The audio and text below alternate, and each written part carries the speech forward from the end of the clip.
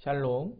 오늘 아침 함께 나누실 말씀은 요한복음 2장 1절에서 11절입니다. 제가 봉독하겠습니다.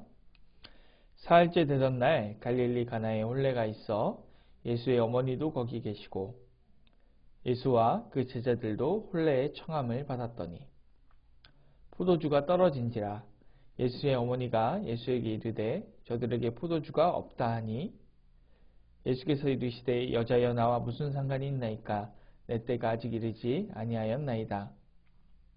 그의 어머니가 하인들에게 이르되 너희에게 무슨 말씀을 하시든지 그대로 하라 하니라. 거기에 유대인의 정결 예식을 따라 두세 통 드는 돌 항아리 6이 놓였는지라. 예수께서 그들에게 이르시되 항아리에 물을 채우라 하신즉 아기까지 채우니 이제는 떠서 연회장에게 갖다 주라 하심에 갖다 주었더니 연회장은 물로 된 포도주를 맛보고도 어디서 났는지 알지 못하되 물 떠온 하인들은 알더라. 연회장이 신랑을 불러 말하되 사람마다 먼저 좋은 포도주를 내고 취한 후에 낮은 것을 내거늘 그대는 지금까지 좋은 포도주를 두었도다 하니라. 예수께서 이 첫 표적을 갈릴리 가나에서 행하여 그의 영광을 나타내심에 제자들이 그를 믿으니라. 아멘. 오늘 말씀 여러분들이 잘 아시는 가나의 혼인잔치 사건입니다. 오늘 말씀 살펴보면서 귀한 은혜 받는 시간 되었으면 좋겠습니다. 오늘 말씀 매우 독특하게 시작됩니다. 어떻게 시작하냐면 사흘째 되던 날 이렇게 시작하는데요. 도대체 왜 그렇게 표현할까요? 한번 우리가 그 의미를 찾아가 보면서 오늘 말씀 조망해 봤으면 좋겠습니다. 우리 요한복음 1장 1절은 이렇게 시작합니다. 태초에 말씀이 계시니라. 그런데 이렇게 태초에 라고 시작하는 그런 성경이 또 있죠. 무엇이죠? 바로 창세기 1장 1절입니다. 태초에 하나님이 천지를 창조하시니라 이렇게 시작하는데요. 이것을 볼 때 우리가 알 수 있는 것은 사람들이 요한복음 1장 1절을 딱 읽었을 때 이것이 창세기와 매우 연관이 있다는 것을 알 수 있습니다. 그런데 창세기에서 보면 태초의 다음에 첫째 날, 둘째 날, 셋째 날, 여섯째 날, 일곱째 날 이렇게 창조와 안식이 준비되어져 가듯이 요한복음에서도 날짜가 이렇게 순서에 따라 진행되는 장면을 볼 수 있습니다. 제가 한번 말씀을 읽으면서 설명드리겠습니다. 요한복음 1장 29절입니다. 이튿날 요한이 예수께서 자기에게 나아오심을 보고 이르되. 이번엔 요한복음 1장 35절을 읽어보겠습니다. 또 이튿날 요한이 자기 제자 중 2사람과 함께 섰다가. 요한복음 1장 39절 읽어보겠습니다. 예수께서 이르시되 와서 보라. 그러므로 그들이 가서 계신 데를 보고 그날 함께 거하니 때가 10시쯤 되었더라. 여기서 그날 함께 거하니 이렇게 된 것은 무엇이냐면 그곳에서 숙박을 했다는 것입니다. 그래서 하루가 지난 것을 우리가 알 수 있습니다. 이어서요. 요한복음 1장 43절입니다. 이튿날 예수께서 갈릴리로 나가려고 하시다가. 여기 또 이튿날이 나오죠. 그 다음에 오늘 본문 요한복음 2장 1절입니다. 그리고 사흘째 되던 날. 제가 그리고에는 괄호를 쳐놨는데요. 그리고는 이제 원문에는 있고 한글 성경에는 없는 부분입니다. 그러니까 앞에 그리고가 있다는 것은 이 앞의 내용, 1장에 있는 내용을 2장 1절이 그대로 이어받고 있다는 것을 우리가 알 수 있는 거죠. 그래서 사흘째 되던 날까지 오게 되는데요. 태초의 다음에 이튿날, 그리고 또 이튿날, 그리고 그날에 거기서 유하다가 그 다음에 이튿날, 그 다음에 사흘째 되던 날 이렇게 하면은 무엇이 되냐면 이 사흘째 되던 날이 7째 날이 됩니다. 그래서 이 사흘째 되는 날에는 사실 두 가지 의미가 있는데요. 하나는 유대인의 안식일이죠. 7째 되는 날 유대인들이 안식했습니다. 그래서 안식일이라는 의미가 있고요. 두 번째로 무엇이냐면 사실은 사흘째 되던 날 이렇게 안 쓰고 2일 후에 혹은 뭐 이틀 후에 이렇게 쓸 수도 있거든요. 그런데 사흘째 되던 날 이렇게 썼다는 것은 사흘째 되던 날이 이때 당시 초기 기독교 사람들이 많이 쓰던 관용적인 표현입니다. 무슨 표현이냐면 바로 우리 주님이 부활하신 부활의 날입니다. 그래서 원래 안식일이 있고 그 안식 후 첫날 주일이죠. 주일이 부활의 날이 아닙니까? 그래서 이 똑같은 날짜임에도 불구하고 이 독특한 문학적인 편으로 인해서 이 사흘째 되던 날이 안식일인 동시에 주일이 되는 굉장히 신기한 거죠. 안식일은 사실 일곱째 날이고 안식 후 첫날이 원래 주일인데 이 사흘째 되던 날이란 단어는 안식일과 주일을 한꺼번에 묶어서 표현할 수 있는 굉장히 독특한 표현이 되는 것입니다. 그런데 이 사흘째 되던 날 무슨 일이 벌어졌냐면 바로 혼례잔치가 벌어진 거죠. 이제 사실은 안식일이라고 치면 말이 안 되죠. 뭐가 말이 안 되냐면 안식일에 혼례잔치를 시작하지 않거든요. 보통 일반적으로 이때 당시에 셋째 날 정도에 시작을 합니다. 그러니까 맞지 않죠. 그런데 어쨌든 이날은 혼례잔치가 있는 날이었습니다. 이때 요한복음 2장 9절을 보면 연회장이 신랑을 불러내는 모습을 볼 수 있는데 제가 한번 읽어보겠습니다.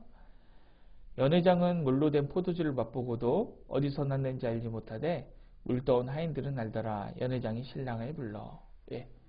연회장이 신랑을 부릅니다. 예수님께서 이 혼례잔치에서 포도주가 다 떨어지니까 예수의 어머니가 예수님에게 포도주가 떨어졌다 이렇게 얘기를 합니다. 그러니까 예수님이 여자여 나와 무슨 상관이 있습니까? 내 때가 이르지 아니하였습니다. 이렇게 말하지만 그래도 하인들을 시켜서 이 정결례 항아리 6개에 물을 가득 뜨라고 말합니다. 그리고 그 물을 이제 떠서 연회장에게 갖다 주라고 말하죠. 그 다음에 연회장이 그 물로 된 포도주를 맛본 거죠. 그리고 나서 이제 신랑을 부르는 겁니다. 근데 이 신랑을 부르는 이유가 뭐냐 하면 이제 신랑을 불러서 하는 말을 들어보겠습니다. 2장 10절입니다. 말하되 사람마다 먼저 좋은 포도주를 내고 취한 후에 낮은 것을 내거늘 그대는 지금까지 좋은 포도주를 두었도다 하니라. 이제 신랑을 왜 불렀냐면 좋은 포도주를 냈기 때문입니다. 그런데 이 혼인잔치에서 신랑의 역할이 무엇입니까? 이 잔치 전체를 책임지는 역할이 바로 신랑이 하는 역할입니다. 잔치에서 특히 제일 중요한 것이 무엇이냐면 손님들을 잘 대접하는 거죠. 그리고 이 손님을 잘 대접하는 거의 핵심이 바로 포도주입니다. 그런데 큰 문제가 생긴 거죠. 무엇이냐면 이 사실은 혼인잔치 때 지금은 다 뷔페를 하지만 옛날에는 국수를 하거나 갈비탕을 했죠. 근데 국수를 하거나 갈비탕을 하는 이유가 무엇입니까? 처음에 육수를 진하게 딱 우려내서 한 그릇씩 한 그릇씩 손님들이 올 때마다 퍼주는데 손님들이 예상보다 많아요. 그럼 뭘 하죠? 그 육수에 물을 타죠.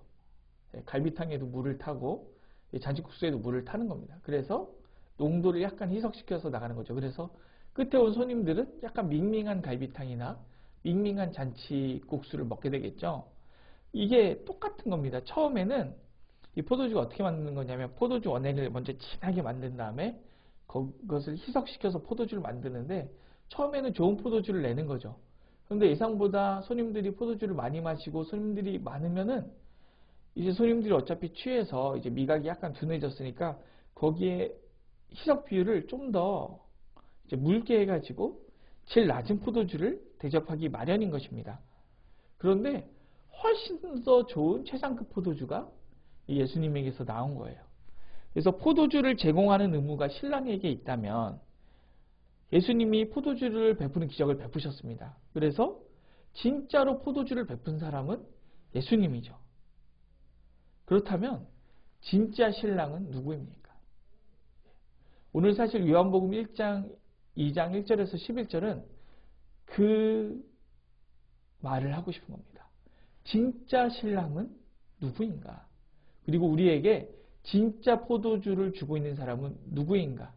그리고 정결례 항아리에 있는 물이 진짜 사람을 정결하게 할 수 없었는데 그 물을 가지고 사람을 진짜 깨끗하고 정결하게 하시는 분은 누구인가? 바로 우리 구주 예수님입니다. 예수님이 우리의 진정한 신랑이요. 예수님께서 베푸시는 포도주가 정결례 항아리에 담겨 그냥 물과는 달리 진짜 우리를 정결하게 하고 깨끗하게 하시는 거죠. 그런데 이 포도주를 우리가 지금 성찬 때마다 마시는 거죠. 그래서 우리가 마시는 포도주는 무엇입니까? 바로 예수님의 보혈입니다. 그리고 이게 혼인잔치에서 나온 것이지 않습니까? 그래서 요한계시록을 보면 어린 양의 혼인잔치가 나오는데요. 마지막 날 새하늘과 새 땅에서 벌어질 어린 양의 혼인잔치에서 마실 포도주를 우리가 미리 마시는 것입니다. 그래서 성찬은 우리가 성찬하면 늘 이렇게 좀 예수님이 십자가를 생각하면서 슬퍼하는 정서를 느끼는 경우가 많은데요. 동시에 기쁨이기도 합니다. 왜냐하면 천국 혼인잔치에서 마실 포도주를 미리 마시는 것이기 때문이죠. 오늘 하루 이 말씀을 잘 붙들고 살아갔으면 좋겠습니다. 우리를 정결하게 할 수 없는 정결례 항아리의 물을 우리를 진짜 정결하게 하는 포도주로 바꾸신 주님을 기억하면서 하나님, 우리가 매일의 삶 가운데 우리를 진짜 정결하게 하는 예수님의 보혈을 기억하면서 회개하고 예수님의 신부로서의 합당한 삶을 살아가게 하여 주시옵소서. 그리고 오늘 하루 우리가 먹고 마실 때마다 우리에게 보증된 천국 혼인잔치를 미리 기쁨으로 누리게 하여 주시옵소서. 마지막으로 하나님, 우리의 참 신랑이신 예수 그리스도를 오늘 하루도 뜨겁게 사랑하고 주님 사랑하는 마음으로 설레는 하루 살아갈 수 있도록 인도하여 주시옵소서. 우리 이렇게 오늘 하루의 우리의 삶에 적용하면서 살아갔으면 좋겠습니다. 제가 잠시 기도하겠습니다. 하나님, 오늘도 우리는 우리의 참 신랑이신 그리스도께서 주신 피로 말미암아 오늘 하루를 살아갑니다. 오늘 살아가는 삶이 주님께서 저 천국에서 예비하신 천국 혼인잔치를 기다리면서 또 미리 참여하면서 살아가는 삶이길 소망합니다. 주님, 정말로 주님을 사랑하면서 마지막 날을 설렘으로 기다리면서 살아갈 수 있도록 인도하여 주시옵소서. 감사드리며 예수님의 이름으로 기도드립니다. 아멘. 오늘 도구기도 제목은 미자립교회와 농촌교회를 위하여 기도하겠습니다.